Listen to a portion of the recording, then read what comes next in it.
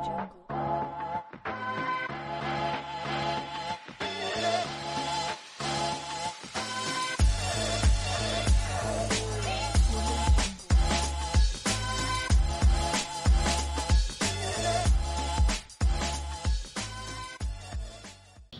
RRI Net di mana saja berada, kita ikuti bersama video potensi daerah produksi RRI Nabire. Selamat mengikuti.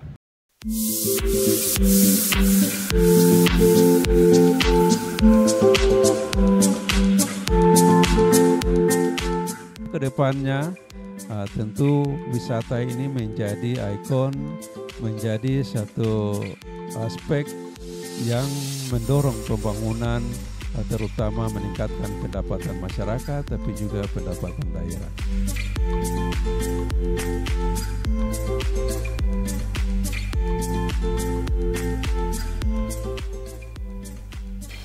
Baik pendengar dan pemirsa RRI Net di mana saja Anda berada, saat ini saya berada di pantai atau tempat wisata Pantai Erari bersama pemilik Pantai Erari. Kami akan berbincang-bincang terkait dengan perkembangan salah satu pantai wisata yang ada di Kabupaten Nabire. Dan pendengar, kami langsung saja.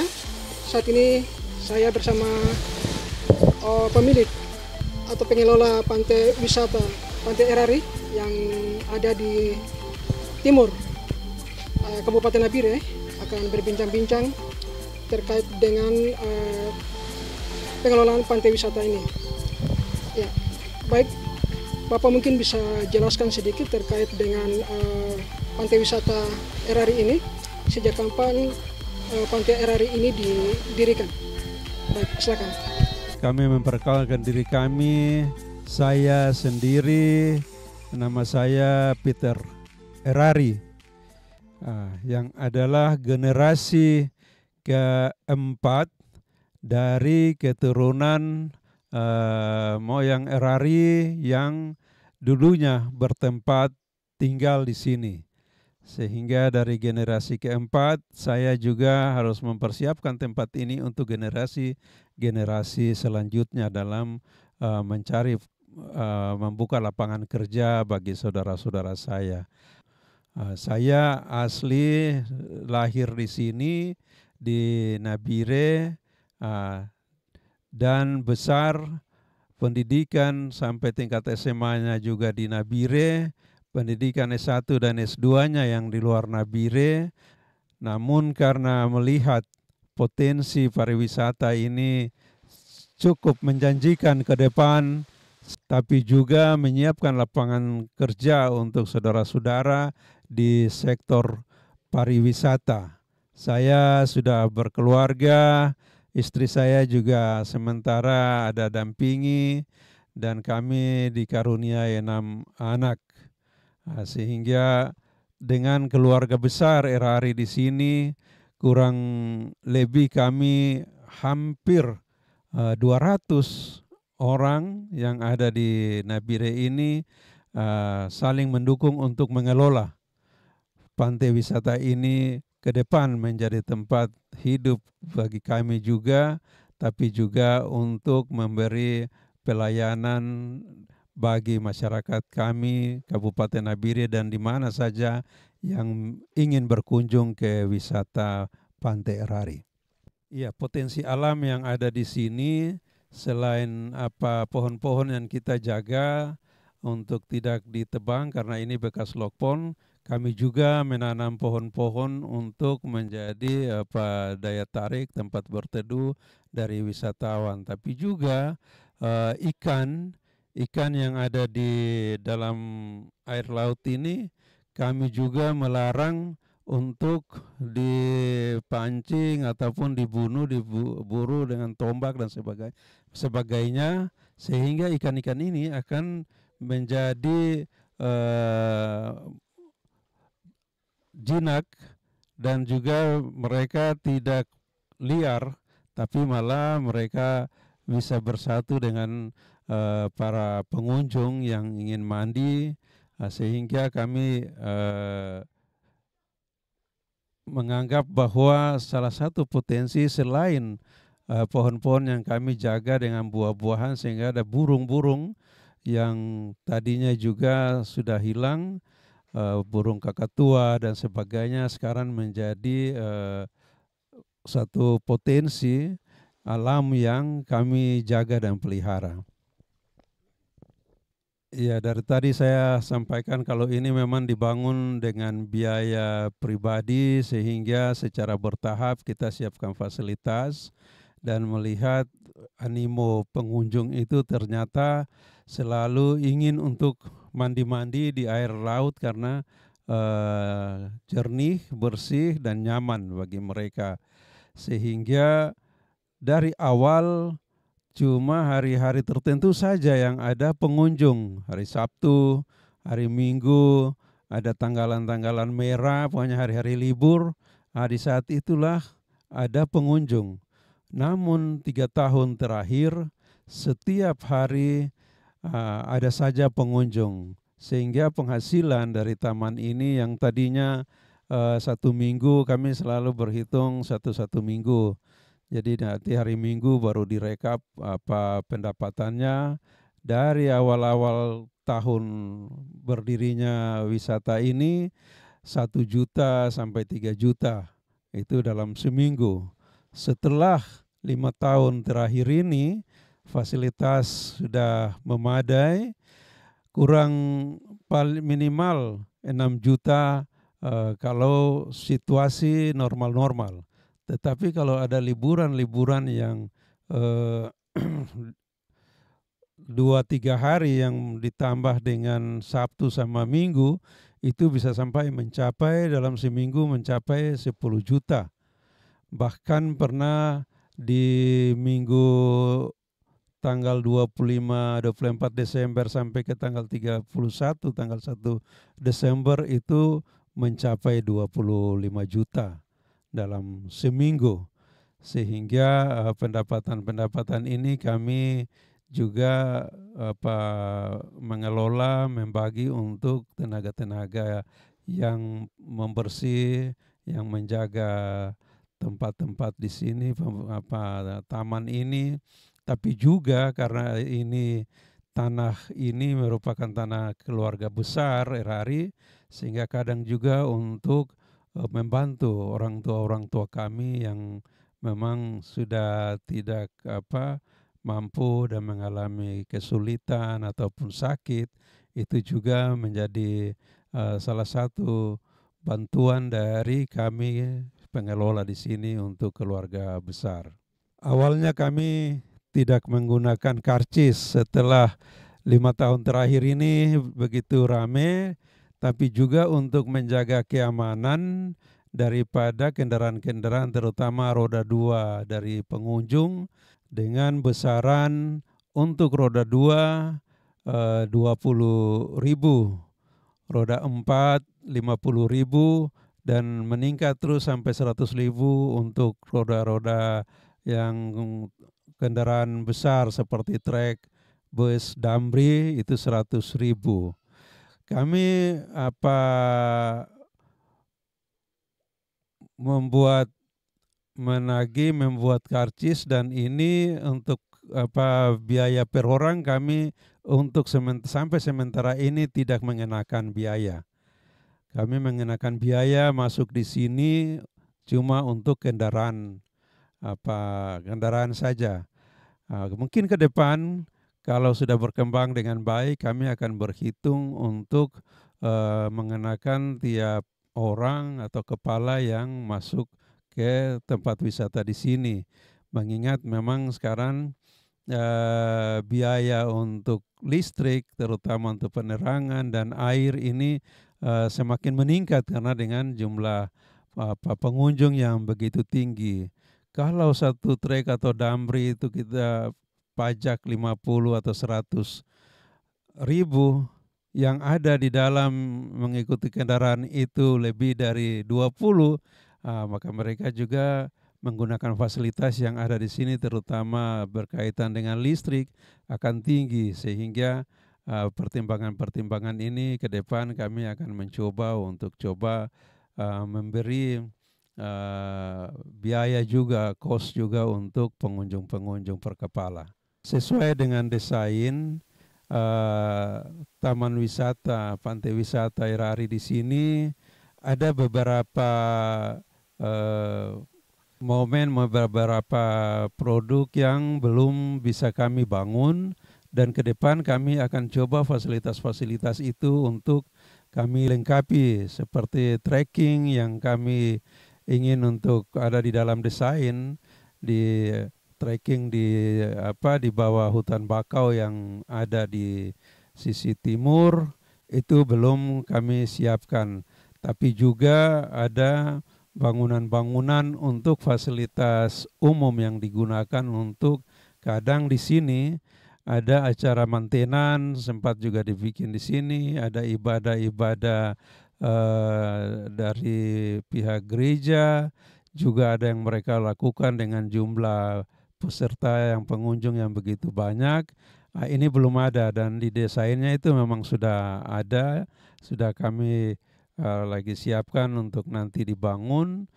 Fasilitas yang lagi dibangun ini adalah tempat untuk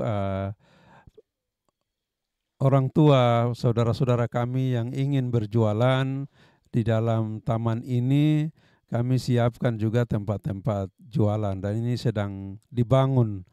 Tapi juga ada beberapa fasilitas yang karena pantai ini juga sudah punya izin, sehingga dari pemerintah daerah juga sedang menawarkan untuk kami siapkan tempat untuk mereka akan bangun koteks, beberapa fasilitas tambahan lagi untuk di pantai ini.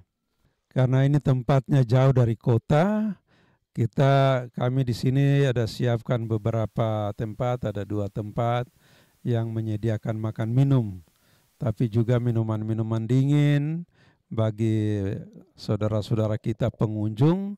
Selain itu memang pedagang-pedagang yang menggunakan kendaraan roda 2, roda 4 juga sempat juga hadir di sini, apalagi saat-saat pengunjung begitu banyak di hari Minggu maupun hari libur.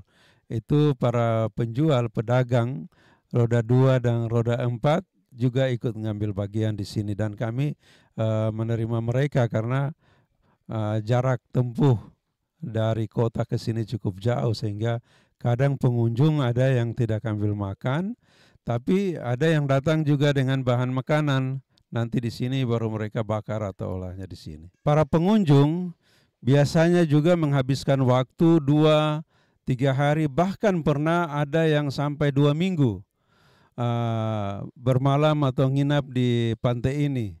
Cuma untuk menghabiskan waktunya karena pingin refreshing. Pantai wisata Erari ini juga menjadi salah satu tempat di mana pengunjung wisata mau ke pulau-pulau, Pulau Ahe maupun Akhiri yang juga menjadi tempat-tempat wisata di wilayah timur, mereka tempat penyeberangannya di sini.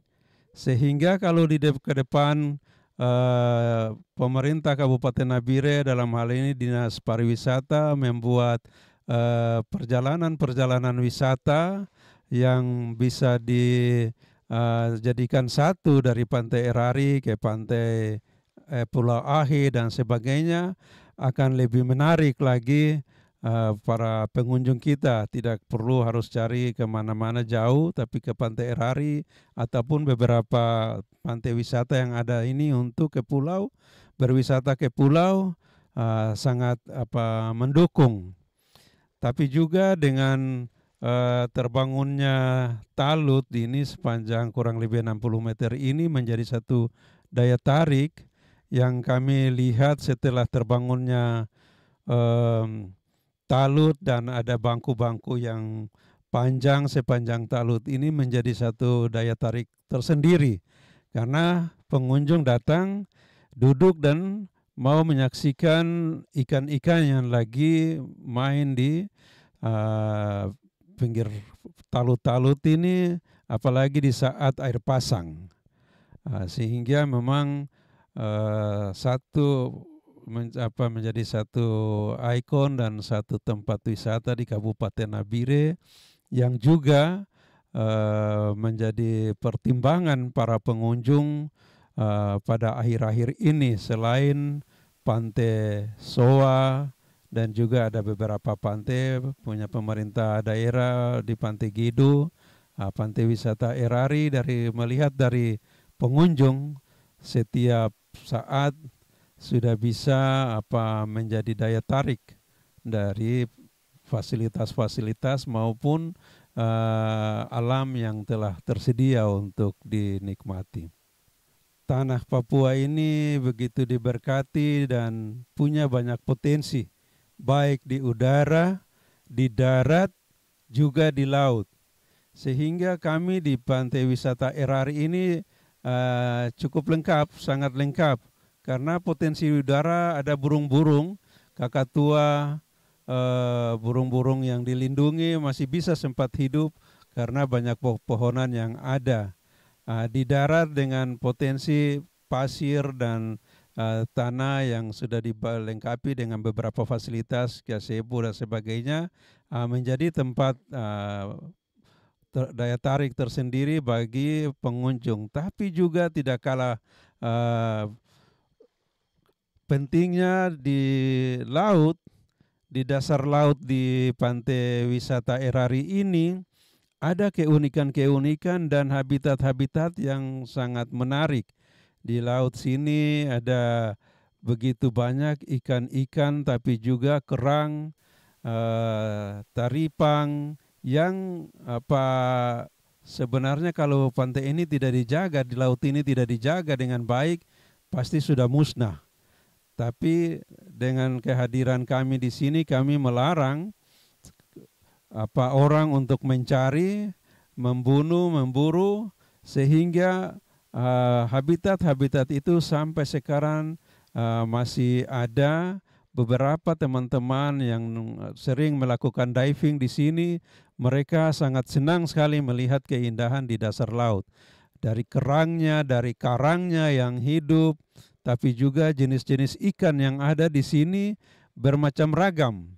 Bahkan ada yang besar juga, baik itu penyu, yang ada beberapa ekor yang sedang berkeliaran di sini, tapi juga ada ikan-ikan lumba-lumba yang kadang juga muncul di sini.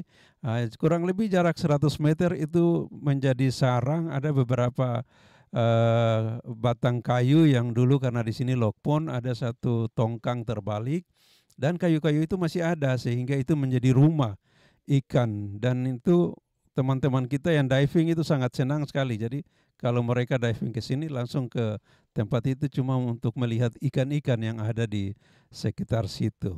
Wisatawan domestik dari luar Kabupaten Nabire beberapa waktu lalu bahkan ada kelompok-kelompok yang komunitas-komunitas yang juga sudah menempatkan Pantai Wisata Erari menjadi sasaran mereka. Baik kelompok Vespa waktu itu, juga dari gereja, dari keagamaan sempat juga datang untuk berkunjung, tapi sekaligus membuat kegiatan-kegiatan mereka di sini.